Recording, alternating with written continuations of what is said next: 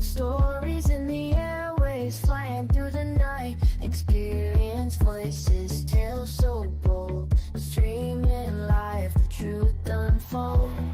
Untold Radio Network, where secrets come alive. New episodes daily, the mysteries thrive. Great guests, super chat, it's so I remember I share and subscribe. Join the side where truth can't hide. Aliens in the attic, UFOs in the sky. Cryptids lurking, oh my, oh my.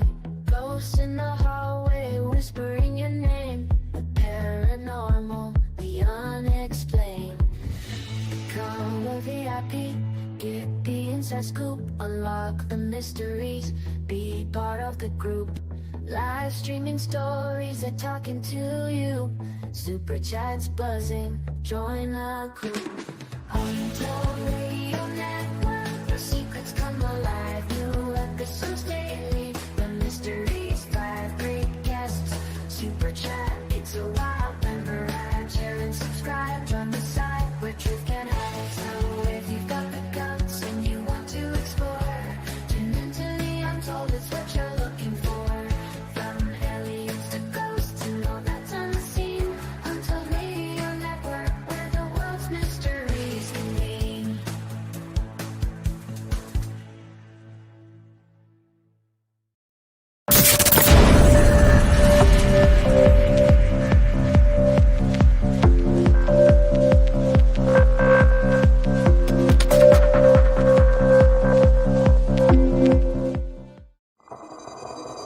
The paranormal, UFOs, monsters, mysteries. You're listening to Talking Weird. And now, from a cabin deep in the Northwoods, your host, Dr. Dean Bertram.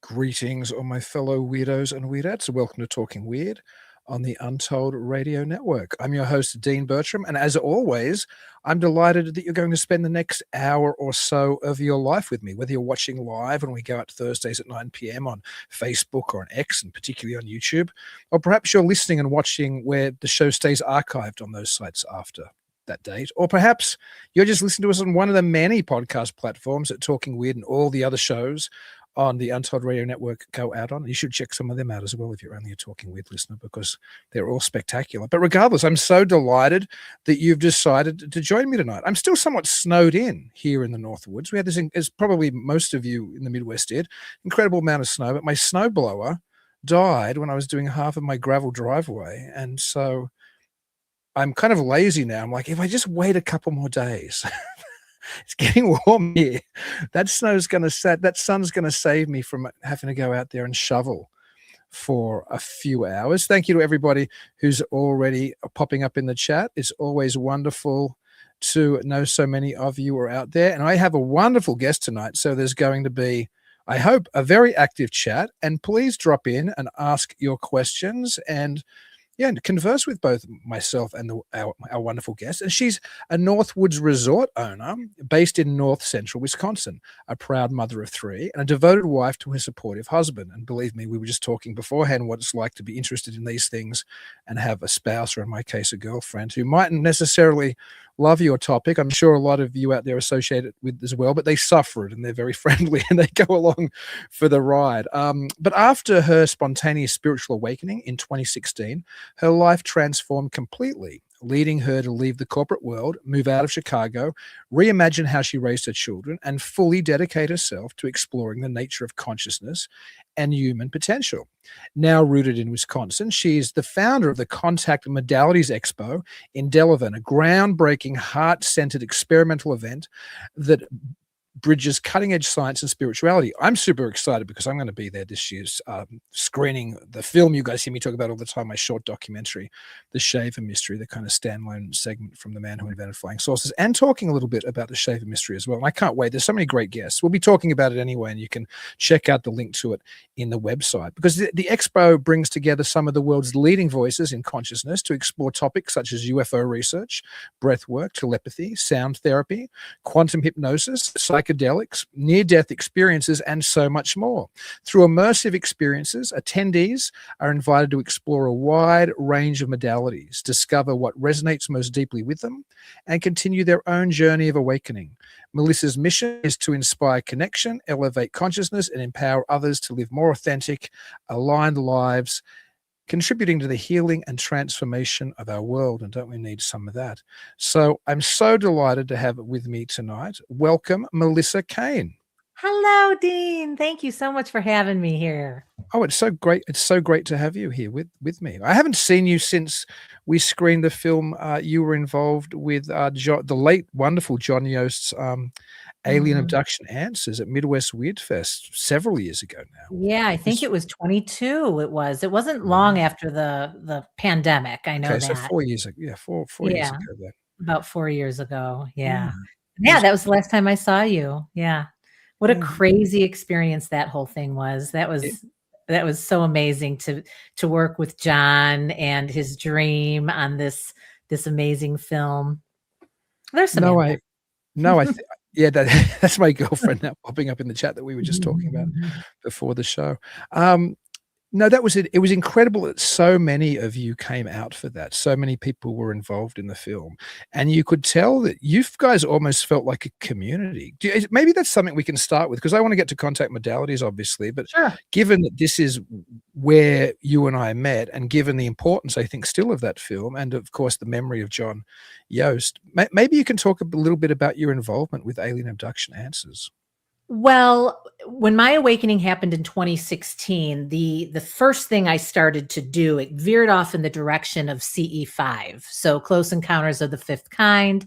I learned how to connect with non-human extraterrestrial intelligence.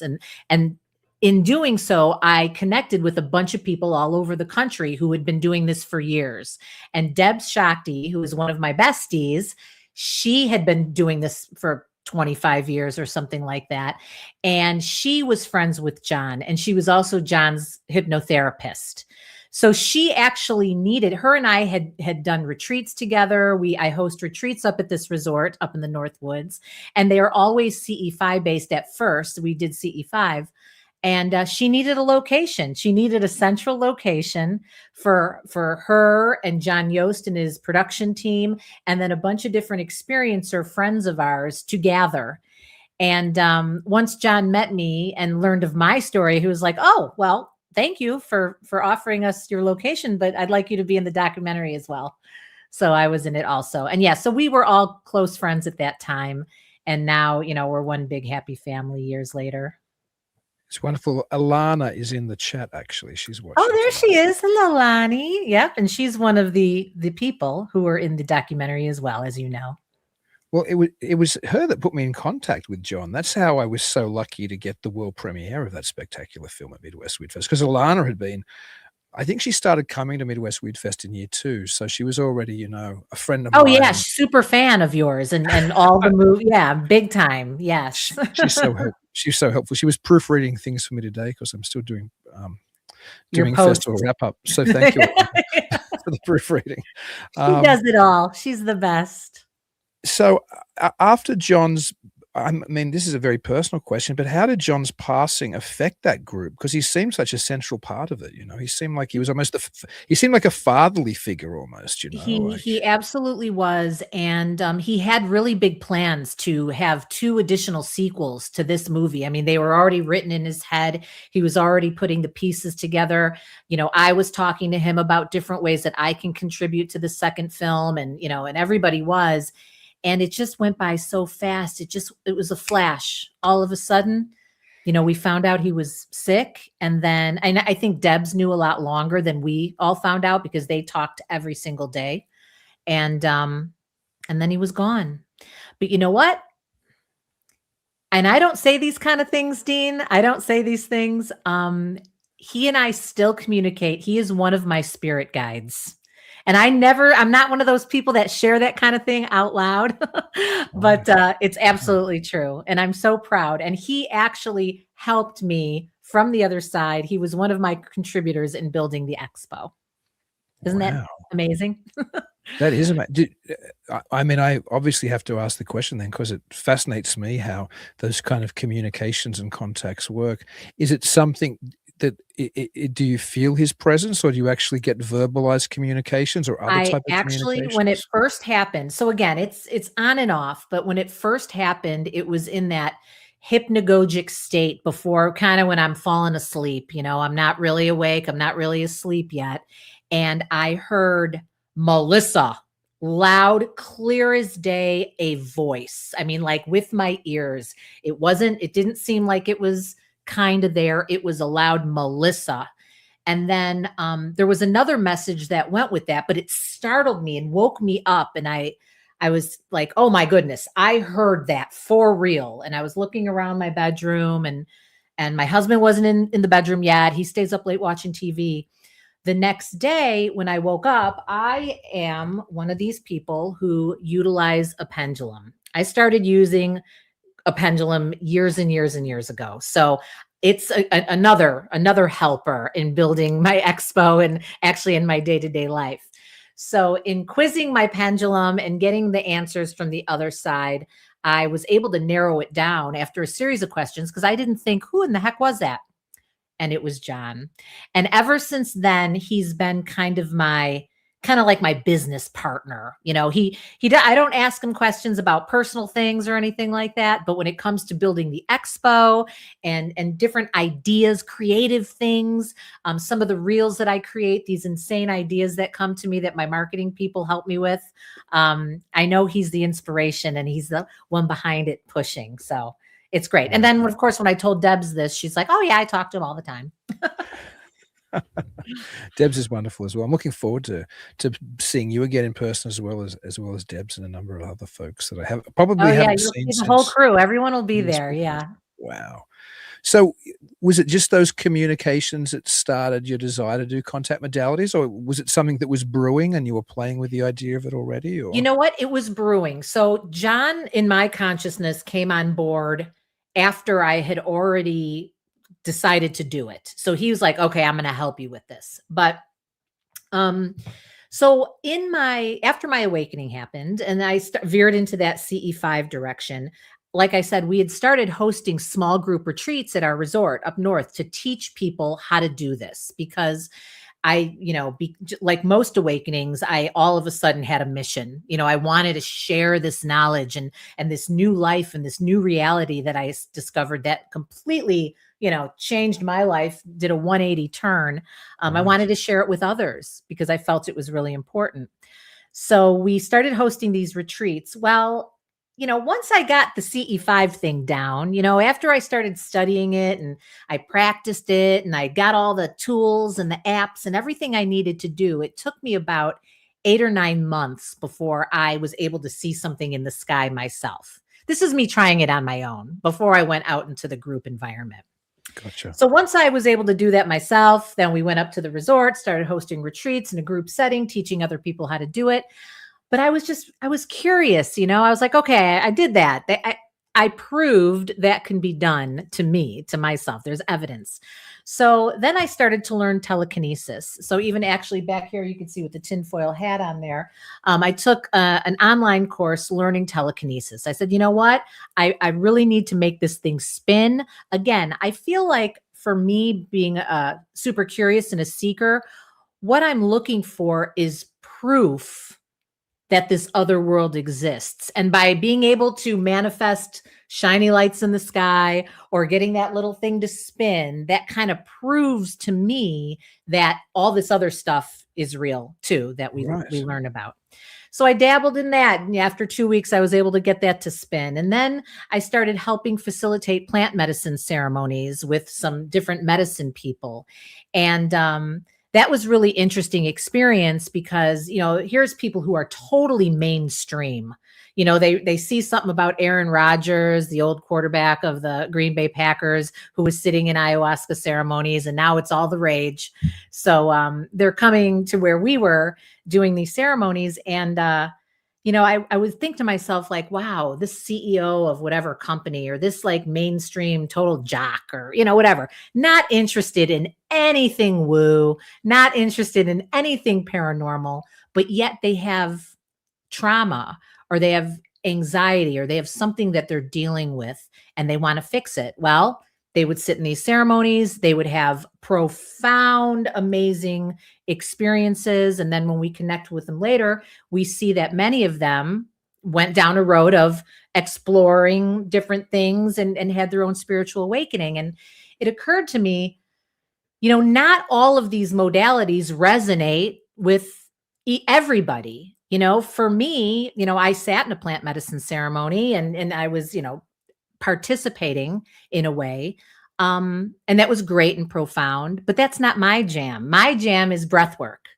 So other people have to have their jam being something else. Some people love Kundalini yoga. Some people love doing the CE5. Some people love mediumship.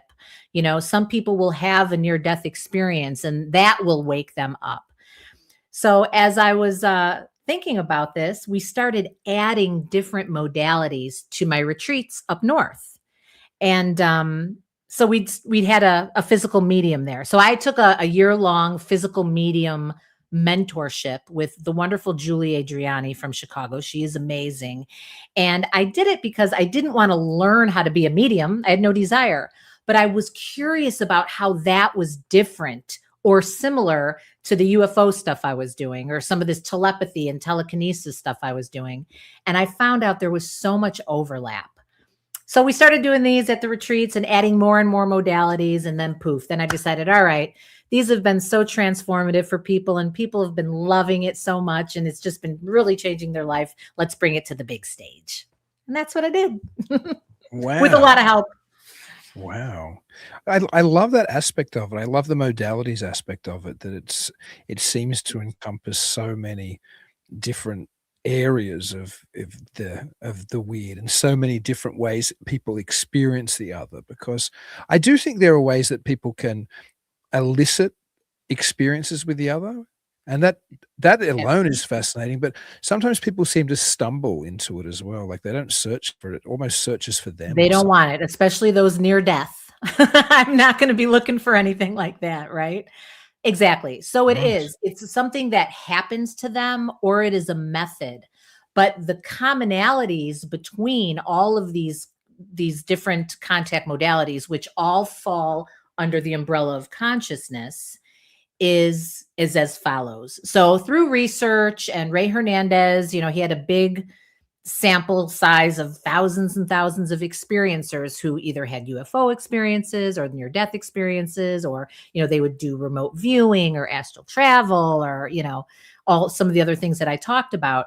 There were commonalities. And one of those is people, when they either stumble upon these experiences or, create them, they usually communicate with some sort of non-human intelligence. Now, this can be a ghost. This can be a poltergeist. This can be a deceased loved one.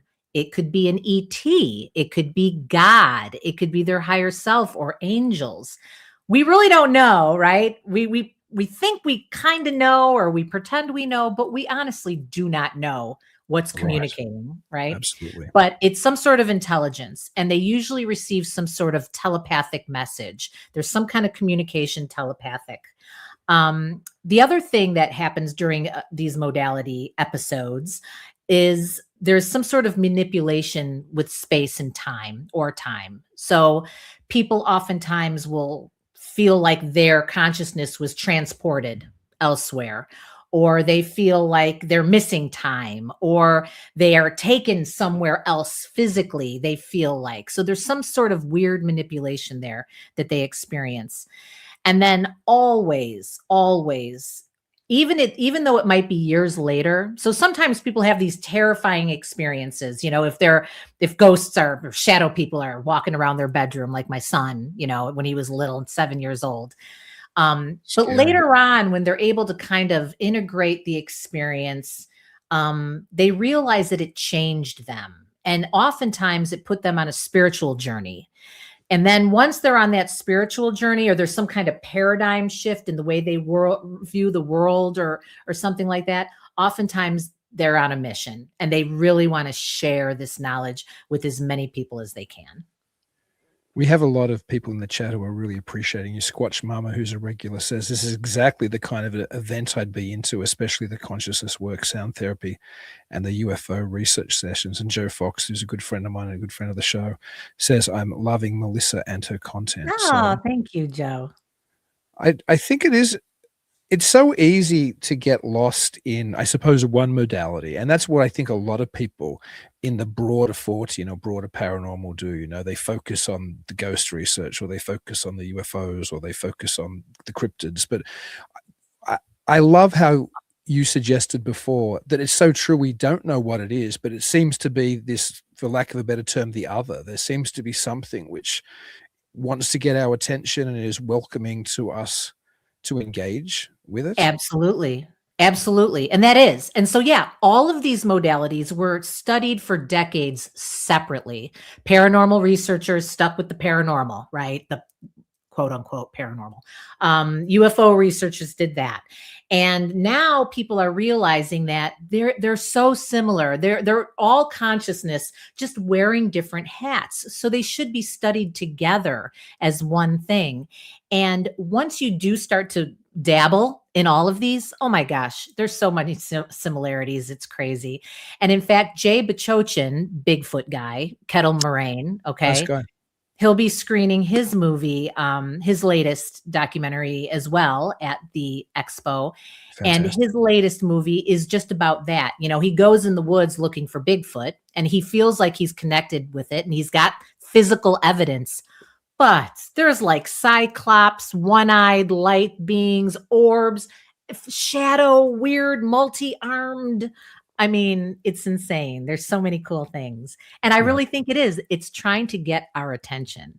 And what's the reason? I don't know. Yeah, I love Jay's films. He's been a guest on the show a couple of times. I'm always fascinated to talk to him. I've never met him in person, so that's another reason. Oh, I'm looking super forward to going to the show. I've just brought up on screen now one of your posters or promotional materials with pictures of all of the various speakers, including Jay. Is there anybody else you want to talk about there? I mean, there's so many. Whether we'll get through them all or not, I know. I usually only get through like two. Yeah, but our headliner this year, and who was also last year at our very first year, is Christopher Bledsoe, and he and his family will be there. And they are literally the most studied UFO experiencers, meaning studied by the government, science, ever. And he literally is the guy who, when you go to a Skywatch with him, and we're doing 3, you will see a UFO. You will see something. Because he calls them. We don't like to use the word summon, but we use the word call. He calls them and they show up, and hundreds of people see them right before their very eyes. So he'll be there again doing Skywatches and doing a talk. You know, his journey started back in 2007. His son, who was a teenager during this major experience of seeing little red-eyed beings and these giant fireball orbs, and his son, Chris Jr., will be there as well, talking for the first time on the stage. Chris had a rough road after that experience when he was, 17 or however what he was. And actually the whole family went through a lot of not great things, but it's coming around for full circle, and they have a very important message to give. So they'll be there. We also have, Jimmy Church is our MC, and he's a ball. He's fantastic. He reintroduced me to you, because it's not that we've really fallen totally out of contact, but I hadn't talked to you for a while, and he was the one who suggested, why don't you will you talk to Melissa about? Yeah, I know. I was like, I know Dean. I'm like, yeah. Why didn't we? Just things just start moving, and you just. You don't pay attention, but anyway.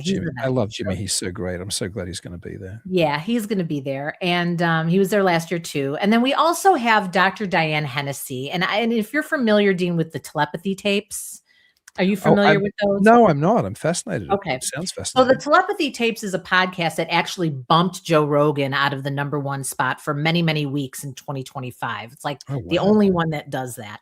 So what it is Dr. Diane Hennessy is a Harvard neuropsychiatrist or psychologist, and she is was doing work and experiments with nonverbal autistic children, and it was found that they were communicating telepathically, not only with their families or their caregivers, but with each other.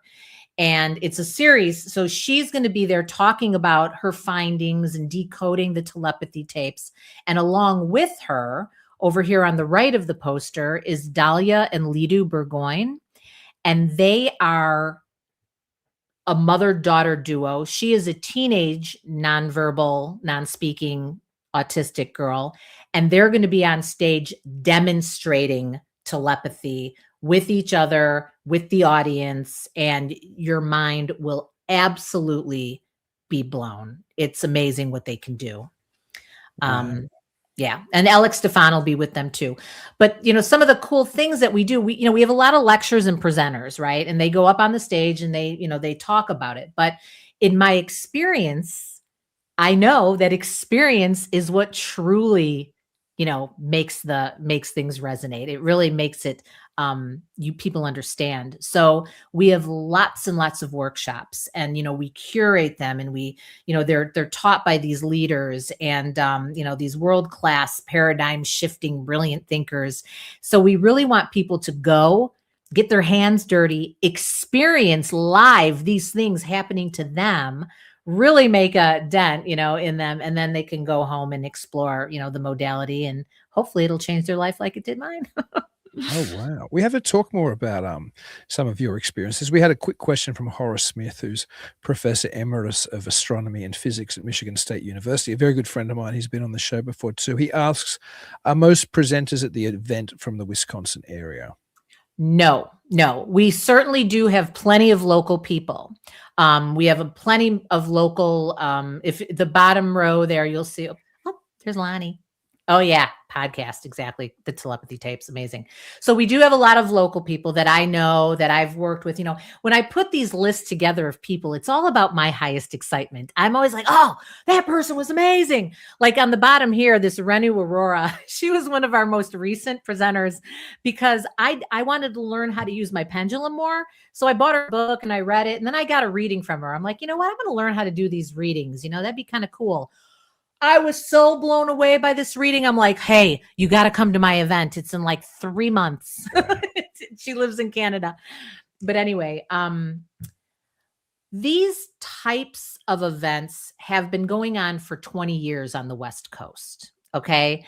There's 2 big ones that have been going on a really long time. They're in California. People out there are into this stuff. Us poor Midwesterners have been denied and neglected, forever. And, I have little kids. I have 3 children, little kids. I run my business. I don't have time to leave for days and go to LA and spend 3 days with my heroes, these amazing consciousness researchers. So I'm like, you know what? We got to bring these people here. So they're from all over the country, sometimes other countries. This is a very long answer to Horace's question. That's great. But they're from all over. But they're the best of the best in the field. It's fantastic. Like I said, I'm looking so forward to meet some of these people and see them myself. And I'm so honored that I get to be a part of it as well. I'm so excited about the little bit that I know, because I deliberately didn't do any deep research on your shaver mystery or any of that, because I want to be surprised. I want to be in your talk, listening and hearing it for the first time. I'm so glad. I think everybody's normally surprised because it's such an important part of UFO and pre-modern UFO history, and it extends into the UFO period. Like it's before 47, but it goes beyond it as well. But everybody's forgotten about it, which is one of the reasons I enjoy talking about it so much and presenting it. And I think it's one of the reasons people normally are so interested in it, because it's something that when you put it in a context like the film does, and then I suppose my talk does to a degree as well, people see how important the story was, but for some reason it's almost been completely forgotten, just swept under the rug and gone. So I think people, I hope people will anyway get something out of the shape They're mystery. gonna I think love they it. will. Yeah. I'm I really think they excited about will. it. Let's talk about your awakening, though, if you don't mind, and some of your experiences. Like, I'll give you the stage for a minute, and maybe you can just yeah, fill us in on how you first, the other first grabbed you, I guess. Okay, so I grew up with, with a very vague interest in the paranormal. And this is because of my grandparents.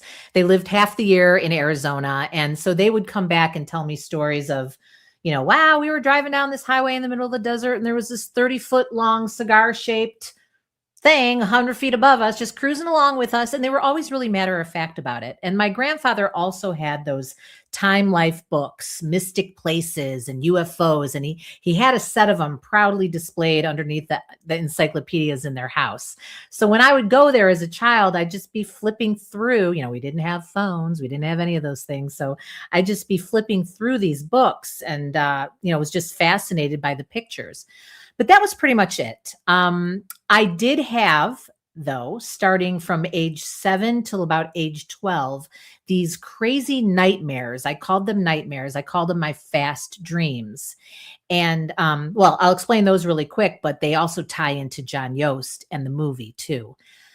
In my childhood, these were recurring. And basically what I would see in my in my sight, even though I'd be sleeping, but I'd be awake, my parents would be trying to wake me up, but I could not wake up, is like that snow-like screen. And it would have like a horizontal wire going across the middle. And when that wire, it was somehow attached to my breath.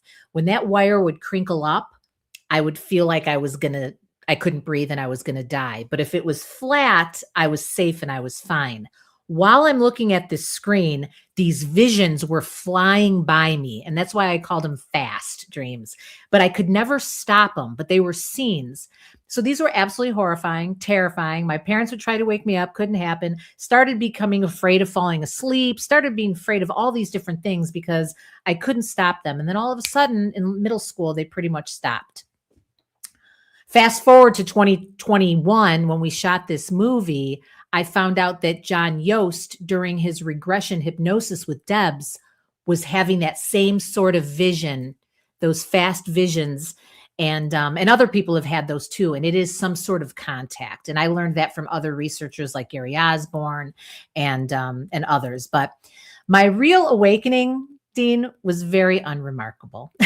So in 2016, I'm sitting there, I'm married. I'm in a career in corporate America and radio advertising in Chicago. Never thought of a UFO probably in 25, 30 years. Sitting on the couch with my kids, they were little, and my husband, and we're flipping through the channels. And then all of a sudden a UFO documentary pops up. And I go, John, stop on this. I want Jameson, my son, to learn a little bit about UFOs because it was never spoken about. It was never I never thought about it. Life was completely in the way. I'm watching this documentary and I see some kind of space station or NASA footage or whatever, and something just clicked. I went, wow. And then I ran back. I left the family. I went back in our den and I got on my phone and I started looking up on social media and the internet UFO sightings and what was going on in that world. And then boom, all that kept showing up to me was Dr. Stephen Greer, the movie Sirius that he had done 3 years earlier. And that was about CE5. And that was that making contact with non-human intelligence. When I saw that movie, I watched it immediately on my phone, right back there in my den, watched it. And I could not believe that people were actually doing that and actually having results. And from that moment forward, until today, all I've done is read, watch, consume, obsess over this subject matter, whether it's UFOs or whatever else. And of course, that turned into a major spiritual journey that has literally just changed my life. And you know what? In the beginning, I wasn't, I was always sort of religious. I was raised Catholic. I always really appreciated the Catholic religion. I like the rituals. Like I like the old church stuff. but never went to church. Christmas and Easter, for the most part. But this has put me on such a spiritual journey, not Catholic, but spiritual, that I've become like completely crazily woo. I'm just insane because I've realized you could research something to death and you're always going to get to that woo. You can't avoid it. You can't. Yeah. No, I agree. CE5 interests me for a number of reasons. And one of the things that interests me most about it is throughout history, there's always been ways to contact the other. Like the most modern examples pre CE5 would be the spiritualism movement, the spiritualist craze in the 19th and the 20th century. So to me, in many ways, the C5 protocols and the way they go about contacting things, it doesn't seem to me that different to things like, table tapping or Ouija boards, or it just seems like a different, a more modern technological approach to somehow engage with whatever the other 100%. There's prayer involved, there's ritual, there's chanting and mantra, there's, different steps you take. You do protection, like if you're a responsible person, working with ghosts or Ouija or any of that stuff, you want to protect yourself. We do that too with CE5.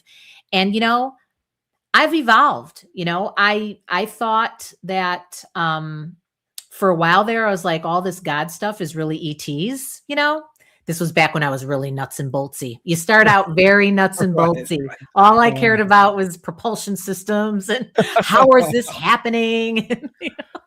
And so I'm thinking, well, maybe God, was just ETs, Well, now I'm totally like the nuts and bolts stuff. I'm like, bleh. But I mean, I still do it. But now to me, like Chris Bledsoe, he doesn't think that again, we don't know, but he doesn't think his contact is ETs. Right. He's pretty convinced it's angels.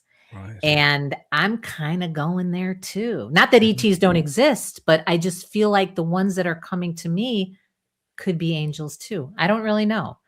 We'll see what happens. Yeah, I had a very similar, I suppose, intellectual journey or emotional or spiritual journey where there was a period where I was very certain that this phenomenon was extraterrestrial. This is a long time ago now, but I think the more you do study it and the more you see, particularly when you, like you were saying before, when you do comparative studies, when you look at things outside of your comfort zone or outside of your niche, then I think you start to see parallels. And then you start to think, hey, the fairies did this exact same stuff. And there's similar things about poltergeist phenomenon, which seems an awful lot like this, and religious traditions where there's similar experiences. So I think people get locked into an interpretation, and I have a poster on my wall here. I don't know if you remember the old Fox Mulder poster. Everybody does, of course. Oh yeah. I want to believe, right? Like, but I took it and I photoshopped it and I changed it, and I stole a quote from John Keel. His quote was, "The belief is the enemy," and I changed it to "the enemy is belief" just because it fit better. But it always reminds me, having that poster there, that when you approach these things and you hook onto a belief, I have a feeling, and I'd love to hear your take on this. I have a feeling that what we engage with is capable of reflecting back to us what we expect. Absolutely. And this is where I am like currently. I'm really convinced that we create our entire reality, and I've heard it. You hear it, you read it, you hear it, you read it, you hear it, you read it. And just in the past 4 months, it really sunk in with me like, wow. So I think you're absolutely right. It's what you expect to see. And that's why back in the day, the flying saucers looked like flying saucers, and they were metal, and they were like, and you could see the rivets and all the, antennas and stuff. Right. And now they're just light, many of them, because now that's where our consciousness is now when it comes to that kind of phenomenon. I couldn't agree more.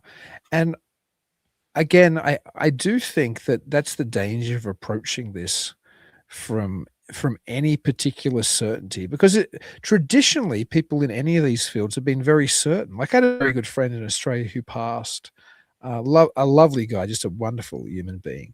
But he'd read a couple of UFO books and he was convinced, like he could say, okay, well, they come from this planet and this is how their propulsion systems work. And even then, when I was probably a little more in the nuts and bolts camp, I was still thinking, how on earth can we know how any of this stuff?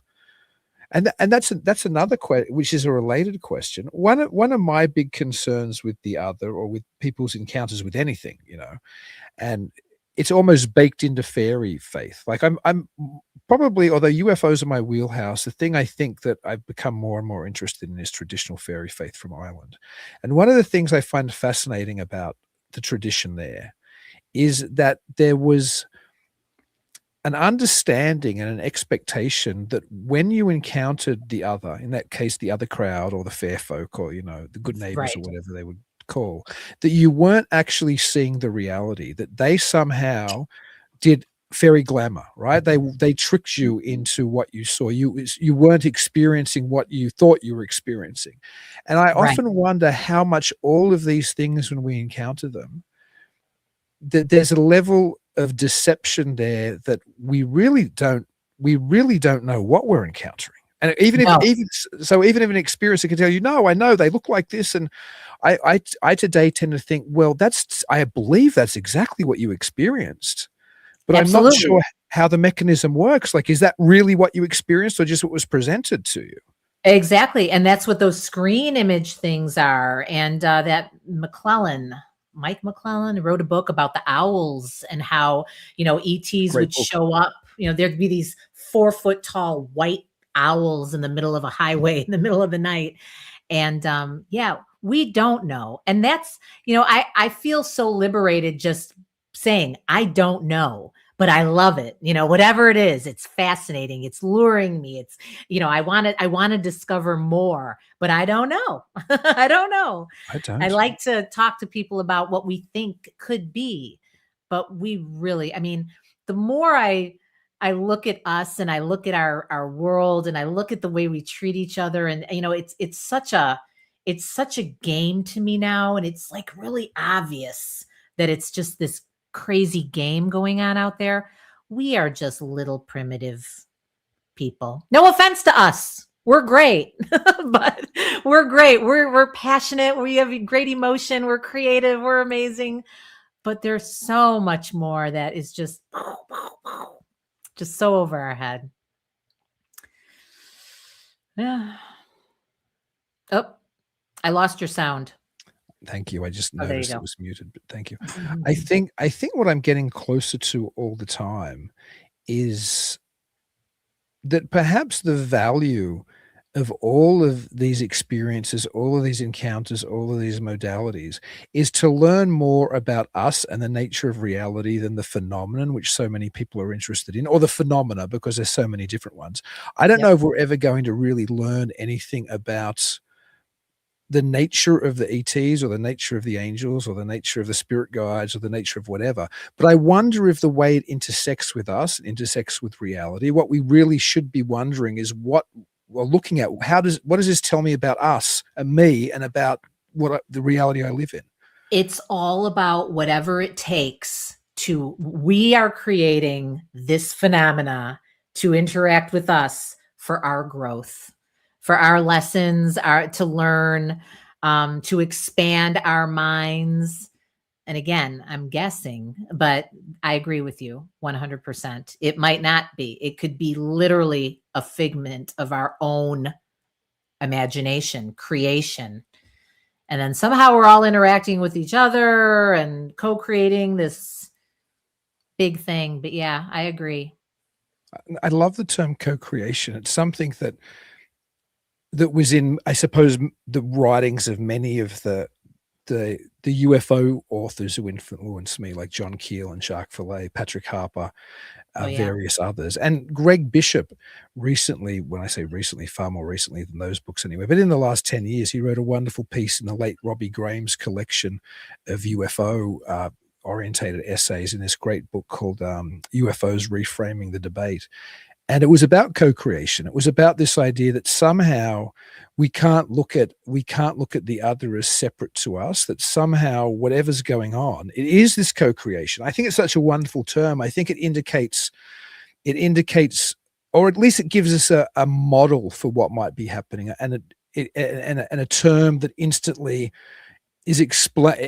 kind of conveys that meaning of what might be happening. The idea of co-creation, the idea that we aren't just totally projecting this, and the idea that the other isn't exactly what we're seeing, but somehow there's some kind of, I don't know, meeting or coming together, and the experiences that we have are a result of that co-creation. That interaction, exactly, and that co-creation for sure. And the way I think of it is, it's the simplified view is we are all our higher selves standing behind the veil with our little video game controllers, and we're all operating our avatars, which are our humans, us, and playing this crazy game. But our interaction together opens up other doors to other little adventures and everything else. Yeah. It's really a lot. Yeah, it is a lot. And I think a lot. I think the first thing, which you've clearly done and I have as well, is to acknowledge the fact that we don't have all of the answers yet. I'm always wary when somebody tells me they know exactly what any of this is. Do you know what I mean? Because it's like, how do you? Because it's and again, it comes back to the belief thing, it being dangerous, but how, even forget about the enemy being belief, how on earth can you know anything about? No, and you can't. And, when I talk to people, I read a lot. I watch a lot of documentaries, and I get my information. I formulate my beliefs from a variety of different sources. And some of those sources are like when John Yost was under a quantum hypnosis session, some of that regressed information or ascended masters or higher selves that speak when somebody is deeply hypnotized. To me, that's amazing, credible information. So if you like Deb Shakti or Sarah Bressman Cosme, who's going to be at our event too, some of the information that comes out of their subjects, I mean, they cannot make it up. It's like Sally, the waitress, who's had no training in anything, and they're talking about these deep philosophical, crazy ideas. Then you have people like Bashar, or like Debs, who channels the star teachers, that channeled information. To me, again, you have to be discerning, on who you're listening to. But if it resonates with you, I think over time, I've just gotten really good at knowing what resonates with me and knowing what doesn't, and I kind of use that as my little litmus test on what is kind of legit and what's kind of not. But, and then you have like brilliant scientists and researchers like Jacques Vallée, who are just beyond, brilliant. So if you take a little bit of everything and then you put it all together, that's how I come up with my conclusions about life. But then something will happen, something will happen that'll completely change it. But I think if you're, like you said, if you're just open to that, instead of saying, no, this is what I know, this is how it is for me. If you're just open, just let it blow you like a weed in the wind, and just take it all in. I don't know. But the answer is love. That's what it all comes down to, love. And that took me a long time to understand, but I'm kind of getting the gist of that too. We'll come back to that in a moment. Joe Fox asks, will this event be hosted in Wisconsin? So I can let you give the details, Melissa. Absolutely. It is in Delavan, Wisconsin, which is southeastern Wisconsin, close to the border, the Illinois and Wisconsin border. And it's at a beautiful historic resort called Lake Lawn Resort, which is a sprawling resort. It's got everything, it's got golf and spa and everything. And we have 4 stages going on there. And one of the reasons I chose that location, well, I wanted it to be close. I wanted it to be easy for people to fly into. And we have tons of people flying in from all over the country for it. So I wanted it to be close to airports. But Lake Lawn Resort, 1912, the New York Times came out with an article showing that they dug up giant skeletons on the Wow. grounds of this particular resort. Yeah. And of course, those skeletons disappeared and there's no trace of any of it.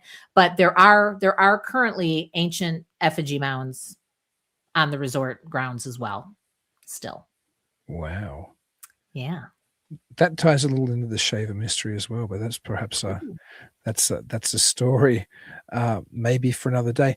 You mentioned before that when you engage via various modalities with the other, that you're careful, like there's maybe some ritualistic protection or other things you do. Yep. I think it's often unpopular to talk about in the more positive communities that do engage with contact and want to expect the best. But have you ever felt or do you think that there are things which are, I suppose, sinister out there, which are a threat to us when we start engaging with the other or with things that we're not that familiar with? I have not experienced that now. And I do believe what Dr. Greer says and other experiencers say about the ETs, that there might be some bad ones out there, but they don't have access to us. I feel like I've learned that we are quarantined, our planet and our species, because they're protecting us as we go through this age of Aquarius awakening. But you know what? Even though I've never experienced anything negative from anything out there except humanity, I'd rather be safe than sorry, because I've heard far too many stories from people, hitchhiker effect and all this other stuff. And whether it's made up in their head or whatever it is, I don't know, but I'm not taking any chances. So I use prayer to do that, and it's very simple, very quick, but I never miss it. I always make sure to get that out there. Yeah, I think it makes sense to, if you do these kind of things, to take some kind of precaution. I'll be honest. I mean, I'm an experiencer. As a kid, I don't even know what it was, but I had ongoing experiences, which I've talked about on various shows, including this one. So I won't go into it now. But I'm very reluctant to try to engage with anything, because I don't know if what I'm engaging with is going to be to basically to trick me. I mean, the whole trickster thing, whether the trickster itself is necessarily evil or whether the trickster thing is, a force which just disrupts us sometimes for just good trickster, or for bad. yeah. Right. But maybe there is something that maybe I could be unlucky and try to have an encounter, and the thing I encountered might come to me as, oh, we're really friendly, but it's. I'll give you an example. I often talk about. I've talked about it a number of times. I've been redrafting my PhD dissertation into a much more accessible book with much more, I suppose, more out there their theory than I could have got away when I was at the University of Sydney. But I always use this example of a character called Funbo the Clown, and I say, if you're a kid and you're playing on your front lawn and a van pulls up and, a smiling harlequin leans out and says, hey, kid, I'm going to Disneyland. I've got puppies and kitties and candy in the back. Jump on in. It's going to be a fun ride. It would be super dangerous for that kid if he believed Funbo and jumped in the van. Hopefully that kid was warned in stranger danger and ran inside. I had a similar experience, not with the Funbo, but literally a creeper who tried to pick me up when I was a kid. But I'd been trained in stranger danger, so I ran screaming. Right? I don't know what would have happened to me if I'd got in the car. Oh, my Lord God. only knows, right? My worst nightmare. But when perhaps people who are in the space are more trained and who go to conventions like yours and are in groups, are more prepared to how to deal with the negative.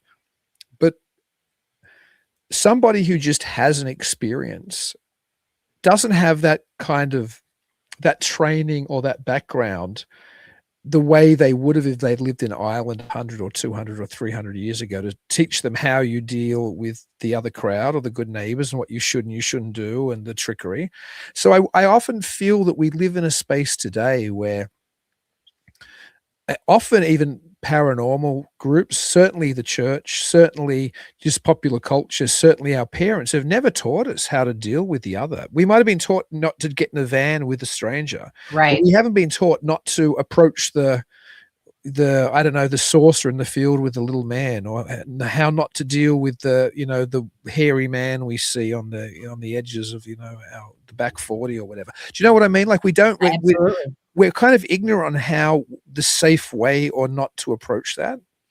And that's one of the reasons why we CE5 people, or anyone that works with this energy, we want to be ambassadors. We want to teach people how to do it right. I will tell you, Dean, I have rules. Okay.